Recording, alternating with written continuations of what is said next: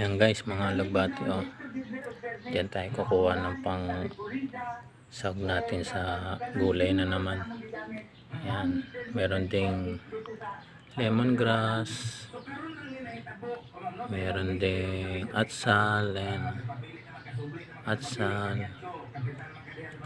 Ayan, atsal.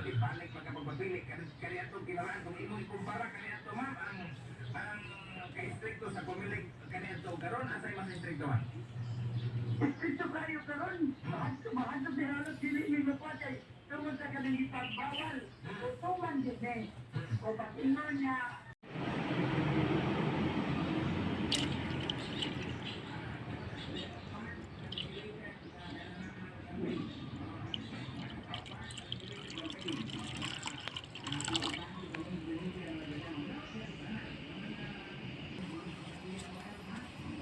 Yan guys, nagpakulo na tayo ng tubig. Magluluto na naman tayo ng another sabaw. Yan, ito yung mga ilalagay natin guys oh. Yan, prito. Yan ang isasahog natin. Siyempre hindi mawawala yung malunggay. Lalagyan din natin ng konting sitaw. Tapos yung lemongrass. Yan. Siyempre meron tayong pampabango dyan, aroma. Yan oh, atsal. Yan, para mabango-bango yung lulutuin natin guys. Maya pag kumulo na yan, ilalagay na natin ng ito, yan, dahon. Tapos yung atsal.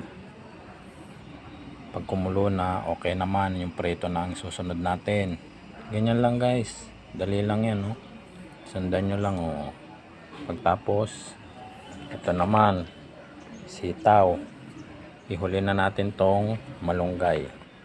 Yan, ganyan lang guys. Pagsasama-samahin lang natin uli para makaluto tayo ng sabaw, diba guys? Yan guys, kumukulo na yung tubig natin. Nilagay na natin yung lemongrass tsaka yung atsal. Then isunod na natin lagyan ng prito. Yan, pwede na natin isahog yung prito guys. Yan o. Yan, diba?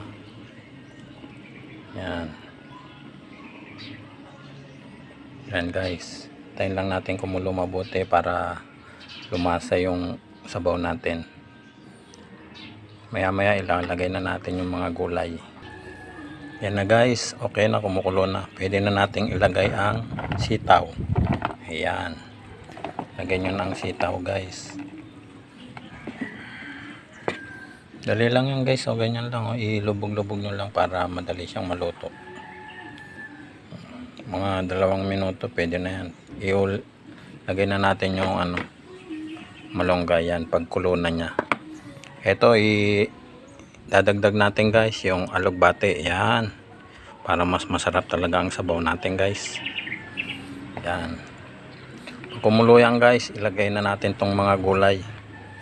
Dali lang guys oh, ganyan. Pag may mga leftover kayong mga pritong isda, o kaya mga baboy, manok, mga leftover nyo guys, ganyan lang gawin nyo. Isahog nyo lang sa gulay, lagay nyo ng sabaw. Magugustuhan yan ng mga anak nyo, sigurado yan. Uulit-ulitin nila ang sabaw. Yan na guys, kumukulo na. Okay na yung sitaw. I-next na natin tong malunggay. Yan, next na natin yung malunggay. Syempre isabay na rin natin ang alugbati. Yan, yan guys, sabay na natin yung alugbati para isahan lang.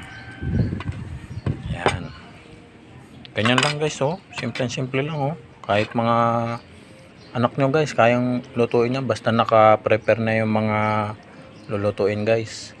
Pero babantayan nyo lang yung mga anak nyo pag magluluto sila, para kahit sila na magluto para sa inyo. O, diba guys, ganyan lang oh. Kayo na bahala magtimpla guys. Kasi nilagyan ko na to ng asin, tapos ng powder, bechin lang konti. Yan, para mas masarap syempre. Thank you for watching guys. Pakuluin na lang natin.